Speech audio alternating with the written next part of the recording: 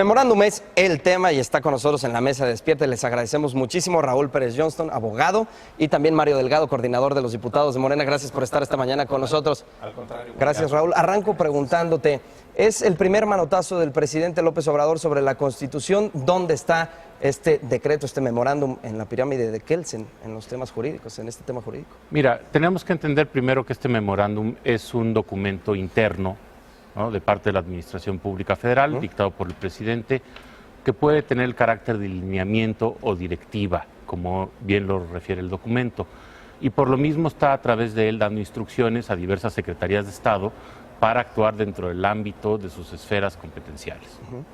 Y derivado de lo mismo, pues en términos de jerarquía normativa, pues es una instrucción que está abajo de la Constitución, de las leyes generales y obviamente incluso de las leyes que deben de cumplir todas las dependencias de la Administración Pública Federal. Mario Delgado, ¿el nada ni nadie por encima de la ley no aplica en este referéndum? No, claro que aplica, además que se está exagerando demasiado respecto de este memorándum. El memorándum no pretende ni cambiar la Constitución ni suplantar algunas leyes. Es muy claro, es de carácter administrativo, es interno, es una instrucción a sus subordinados, a la Secretaría de Gobernación, a la Secretaría de Educación y de Hacienda, hasta dónde pueden ir los funcionarios, hasta donde les marque la ley, no pueden ir más allá. Pero hay que rescatar el carácter político, es un manifiesto político el presidente de la República, diciéndole al magisterio, aquí estoy yo con toda la voluntad y hasta donde me alcancen mis facultades para terminar con la mal llamada reforma educativa. Y en el mismo memorándum reconoce que se tiene que modificar la Constitución y que tiene que haber un acuerdo necesariamente en el Congreso para cambiar la Constitución y sí poder abrogar de manera definitiva la reforma educativa. Mario, en caso de que sus subordinados, como lo mencionaste tú, estos secretarios, hicieran lo que se les está pidiendo, se estaría también, por supuesto, violando la Constitución. ¿Y ante qué escenario estaríamos ahí? No se violaría la Constitución. Lo que está dando el presidente es una orientación general, ¿no? Hace la exposición del tema de la mal llamada reforma educativa, lo que él le gustaría que pasara, pero que no ha ocurrido con la base legal al modificar la Constitución. Entonces dice, en el ámbito de lo que les toca hacer, es voluntad de mi gobierno que no se aplique, pero hasta donde les dé la ley. O sea, los funcionarios no pueden evidentemente violar la ley o ignorar la ley, y tampoco les está pidiendo el presidente eso en su memorándum. Entonces, yo creo que no hay que sobredimensionar esto. Tiene más efectos políticos que jurídicos. Es una vez más reiterarle al magisterio que el presidente de la República está comprometido con terminar la mal llamada reforma educativa. Sin embargo, él tiene límites a lo que puede hacer. Necesariamente tenemos que modificar la Constitución. Y ahí es donde veo yo que a veces hay confusión en el magisterio, porque no se trata de una negociación del magisterio con el gobierno, tratando de obtener ciertos objetivos. Lo que estamos hablando es de construir un acuerdo político para poder modificar la Constitución en la Cámara de Diputados y en la Cámara de Senadores, que nos lleve de manera efectiva a erradicar, a borrar, a abrogar la mal llamada reforma educativa y construir un nuevo acuerdo. Raúl, en caso de que esto pase de ser una convocatoria del presidente López Obrador, decía el exministro Cosío que es fácilmente impugnable. ¿Cómo lo ves tú?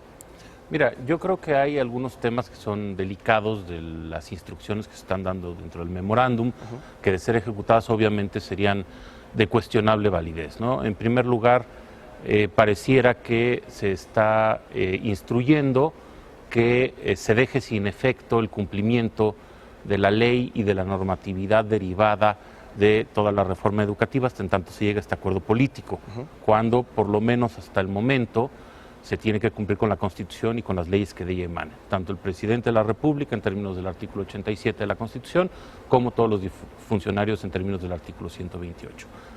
También llama la atención, por ejemplo, que se transfieran las facultades del manejo de la nómina del magisterio de la Secretaría de Educación Pública a la Secretaría de Hacienda, cuestión que no está aprobada tampoco por el Congreso en estos términos, ni por el presupuesto de egresos para que así suceda, y eventualmente también la revisión y posible hasta liberación de presos políticos y de luchadores de derechos humanos y de causas sociales en torno a la reforma educativa, que eventualmente, si no está personalizado, correspondería incluso a una ley de amnistía que, como bien sabe el diputado mejor que yo, es materia también de facultades del Congreso, ¿no? Mario, desde que el presidente Andrés Manuel López Obrador era candidato, prometió que iba a abrogar esta reforma educativa, que iba a desaparecer. Y lo sabemos que iba a ocurrir, iba a tener el apoyo, iba a tener los votos. ¿Cuál es la intención de esto? ¿Cuál es la urgencia? ¿Es llegar a una conciliación con los maestros? ¿O cuál es la intención? Porque tú mismo estás diciendo no se pretende violar la Constitución. Entonces, ¿cuál es el objetivo? Desde mi punto de vista es un manifiesto del presidente diciendo aquí está mi voluntad, mi determinación para terminar con esta mal llamada reforma educativa. O sea, no lo ves como una orden como tal. Que es una orden para sus subordinados, actuar, da una orientación respecto de la política que deben de seguir, pero evidentemente los límites los pone la propia ley. Ahora, yo también lo veo como una invitación. A ver, ¿qué falta para abrogar la mal llamada reforma educativa? El acuerdo con el magisterio. Tenemos ya un acuerdo político con la gran mayoría de las fuerzas políticas, tenemos un dictamen en la Cámara de Diputados que está aprobado por partidos que incluso promovieron la reforma de Peña Nieto y que va hacia adelante, que garantiza absolutamente los derechos laborales de los maestros, que se proscribe para siempre las evaluaciones punitivas, que no se pone en riesgo la permanencia de los maestros, que genera nuevos derechos. Por ejemplo, la posibilidad de acceder a un sistema de capacitación y desarrollo permanente a cargo del Estado. A pesar de que tenemos el acuerdo político, no vamos a ir sin los maestros, porque esa es la lección de 2013.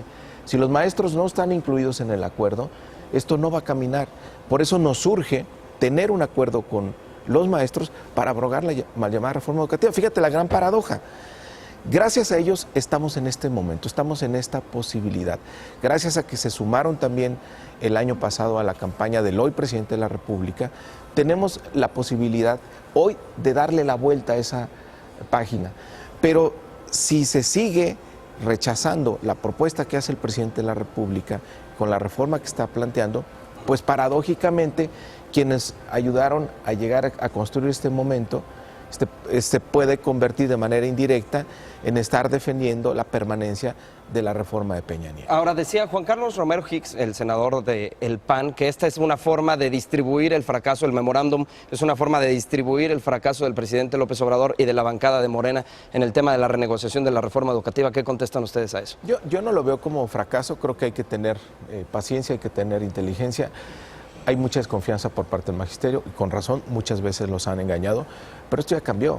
Ahora el presidente es Andrés Manuel López Obrador, es el gran aliado de los maestros y tenemos una oportunidad histórica de tener una reforma educativa que nunca antes se ha tenido, derechos laborales que nunca antes han tenido los maestros y una oportunidad también para ver hacia adelante en materia educativa. La reforma es una propuesta muy valiosa que ojalá se considere en todas sus dimensiones y que se genere confianza.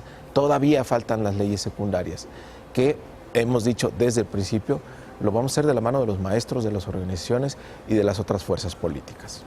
Raúl, si estuviéramos en un escenario, no sabemos qué es lo que va a ocurrir, si se siguen estas instrucciones, el diputado nos está diciendo que no es una instrucción como tal, pero si llegara a ocurrir, ¿ante qué estaríamos? Mira, habría posibilidad de que estos acuerdos pudieran llegar a ser impugnados a través de una controversia constitucional, en algunos casos, sobre todo de invasión de esferas al Poder Legislativo, y también posiblemente de juicios de amparo que pudieran llegar a promoverse, ¿no? Tenemos que tomar en cuenta que obviamente hay toda una serie de derechos que pueden estar en juego. En el caso, por ejemplo, de la liberación de personas sujetas a proceso penal, existen derechos de las víctimas que tienen que ser resguardados en algunos casos.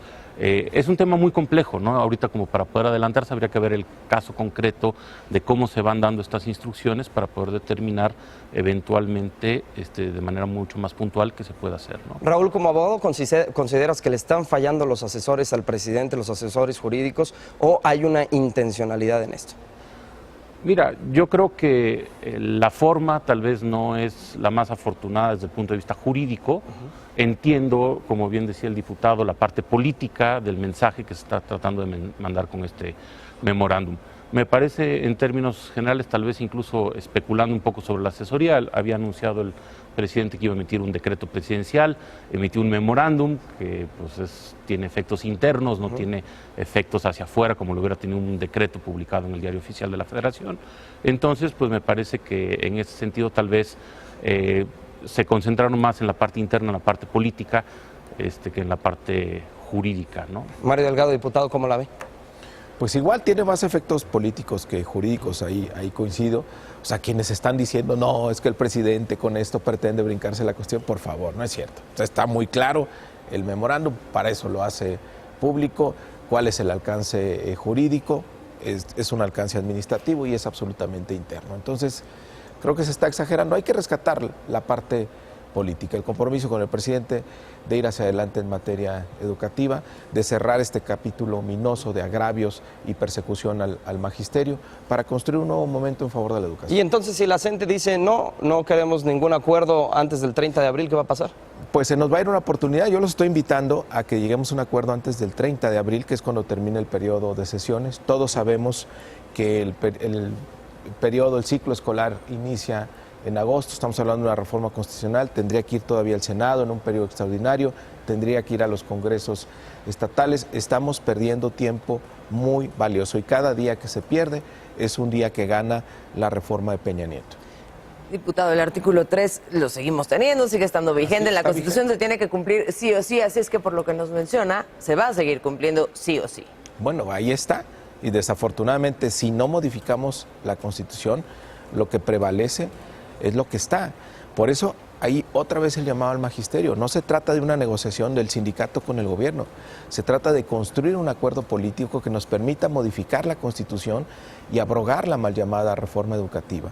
La propuesta del presidente de la República está en favor de los derechos del magisterio, en proscribir de manera permanente y que nunca más vuelvan a aparecer los exámenes punitivos, que no se ponga sobre la mesa la permanencia de los maestros a partir de una evaluación. La propuesta del presidente de la República genera nuevos derechos para los maestros, que tengan la posibilidad de capacitarse y actualizarse de manera permanente con un sistema a cargo del Estado y se resguardan los derechos laborales y se genera también la oportunidad de ver hacia adelante, de garantizar para los niños, niñas, jóvenes y adolescentes una mejor educación, que es lo que merece nuestro país. Y si a la gente no le gusta de todas formas la reforma anterior, es decir, la antes del presidente Enrique Peña Nieto, ¿qué va a pasar si vuelven a tomar la Cámara de Diputados, el Senado, Palacio Nacional? A ver, Claudio, ahí pues ya lo que se está haciendo es defendiendo de manera indirecta la permanencia de la reforma de Peña. O sea, se puede convertir esto en una gran paradoja,